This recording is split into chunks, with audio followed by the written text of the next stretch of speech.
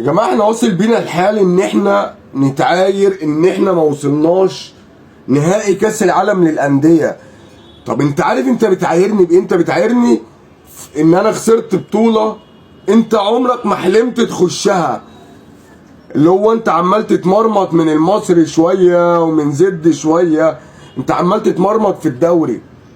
احنا بنلعب اهم بطوله واكبر بطوله عالميه للانديه، اكبر بطوله عالميه للانديه اللي هو بيلعب فيها ريال مدريد وليفربول ومانشستر سيتي وفلومنسي وبالميراس، بتلاقي فيها انديه عالميه، بطل اوروبا، بطل ليبرتادوس، بطل امريكا الجنوبيه، بطل اسيا.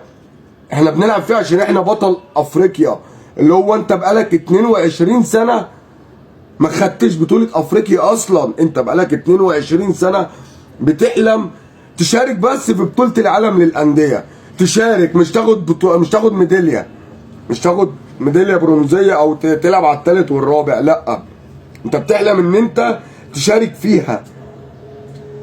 انت بتحلم كبطل ان انت تبقى بطل افريقيا، مش ان انت تلعب في البطوله وتاخد ميداليه.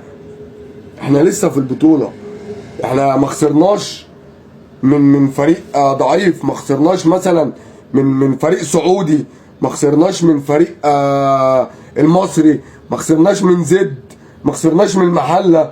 ده فريق اسمه فلومنسي برازيلي بطل كوبا ليبرتادوس، غالب بوكا جونيور اللي هو اكبر نادي في الارجنتين. الارجنتين دي اللي فيها ميسي لو ما تعرفوش، الارجنتين دي فيها لعيبه وانديه بتتخانق عليها اكبر انديه في اوروبا يلي ما بتفهمش.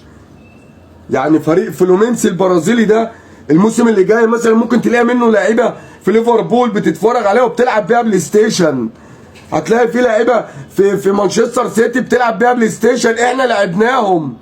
احمد نبيل كوكا اصغر لاعب عندنا في النادي الاهلي لعب قدام بنزيما وقدام كانتي وقدام فابينيو، وانت لسه بتلعب قدام حماده شنح.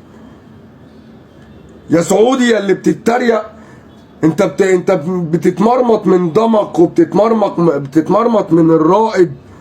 لما قلت عليكم فرقه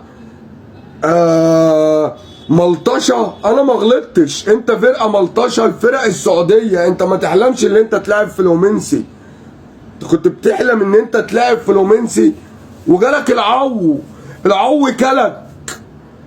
روقوا كده وعرفوا انتوا بتتكلموا مع مين او بتتكلموا عن نادي ايه. ده الاهلي اكبر نادي في الوطن العربي واكبر نادي في افريقيا، وما بين ال10 انديه كل موسم ال10 انديه الاقوى في العالم والاكبر في العالم بينافس ريال مدريد، برشلونه، السيتي، ليفربول، تشيلسي، بايرن ميونخ. روق كده واعرف انت بتتكلم عن مين. تعبتونا.